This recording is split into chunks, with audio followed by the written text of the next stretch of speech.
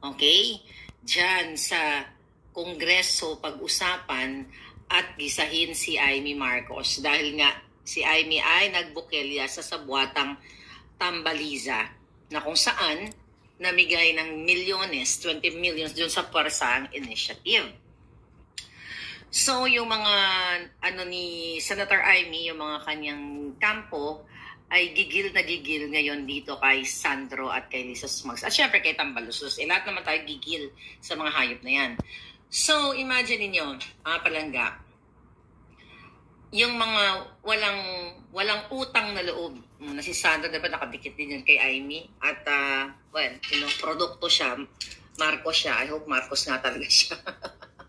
Diba? Kasi sinasabi ni Senator Amy, diba? Si Senator Amy ang totoong Marcos o ang tunay na Marcos, parang ganon. Hi Maverick, good evening sa inyong lahat. Alright, woke up like this. Marivic Tandiama, hello. Adelaide Cantillo. Yan, si Orlando, lagi kayong present. So, ang utos ni Lisa Ahas ay halongkatin o magtanim o i-twist ang mga issue, not only kay Senator Amy Marcos, kay Inday Sara. Ngayon, ang task nila, mga kababayan, imbis na palaguin o ayusin ang Pilipinas, mga halongkat ng mga kaso at mag-grandstanding sila sa Senado at Kongreso to cover up again the pulboronic issue ni Bongbong Marcos Kuting. Yan ang kanilang agenda. Everyday ganyan ang agenda. Di ba? Binukailan na natin at nangyayari na maya-maya o everyday halos meron silang conference, a press conference, itong mga kongresista na ito para pagtakpan ang issue ng pulburon na durugista o pulboronic itong si Kuting at pagtatakpan ang Puwersahang Initiative.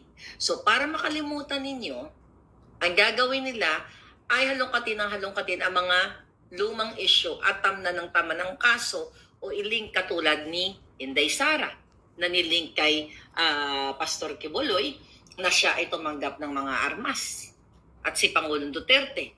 Kaya sabi ko sa inyo, this is very Lisa Smugs. Kaya wag natin titigilan yung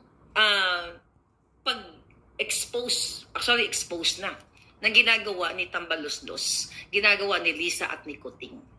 Dahil sa kabila ng kanilang mga kapike-pike ang mga fake news para sila sa pagkakaisa, pagbangon, hindi. Sila po ang nagdidistrongka. Sila ang sumisira sa ating lahat. Sila ang sisirain nila, syempre yung mga malalakas, yung mga may angas katulad natin dito. At syempre katulad ni Inday Sara, katulad din ni Senator Amy Marcos. And I believe, I believe dito sa mga information na buboljakin ni Sandro sa utos ng kanyang nanay at ng kanyang Tambaluslos, na uncle, ay pipilayan nila si Amy Marcos. Lalo na dito sa pagtanggal ng kanyang budget sa Senado, di ba? Isa yan sa in-expose natin talaga. Ngayon,